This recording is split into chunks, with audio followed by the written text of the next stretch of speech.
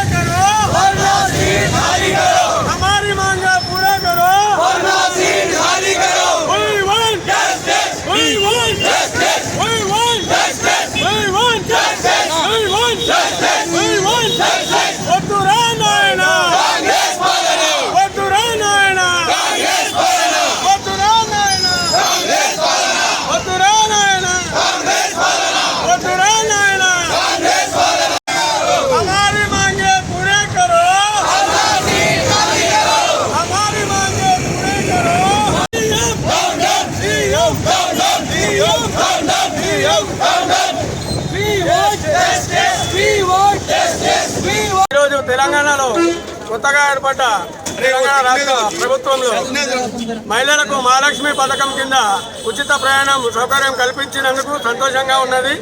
కానీ మరో విధంగా అనేక మంది లక్షలాది మంది ఆటో డ్రైవర్లు ఈరోజు ఉచిత ప్రయాణం వల్ల ఇబ్బందుల పాలై ఆర్థికంగా బండి ఇన్స్టాల్మెంట్ కట్టుకోలేకుండా కుటుంబ భాషణ భారంగా మారింది. కావున మేము ముఖ్యమంత్రి రేవంత్ రెడ్డి గారిని కోరేది ఏంటంటే, మీరు చేసేది మంచిగానే ఉంది సార్, కానీ మా అలాంటి స్వయం ఉపాధి పొంది ఆటోలు నడుపుకొని జీవించే ఆటో కార్మికుల విషయం కూడా మీరు ఆలోచించండి. మీరు ఆటో కార్మికులకు ప్రభుత్వం ఏర్పడితే మీరు ఆటో కార్మికులకు సంక్షేమ బోర్డు ఏర్పాటు చేస్తామని చెప్పారు. అలాగే సంవత్సరానికి 12,000 రూపాయలు ఇస్తామని చెప్పారు. కానీ మొట్టమొదటి శీతాకాల సమావేశాలనే మా ఆటో కార్మికుల ప్రస్తావన కూడా మీరు తీసుకురాలేదు. మాకు ఎటువంటి శుభవార్త కూడా మీరు చెప్పలేదు. దానివల్ల ఈరోజు ధర్నా కార్యక్రమం, ర్యాలీ కార్యక్రమం నిలబెట్టినాము.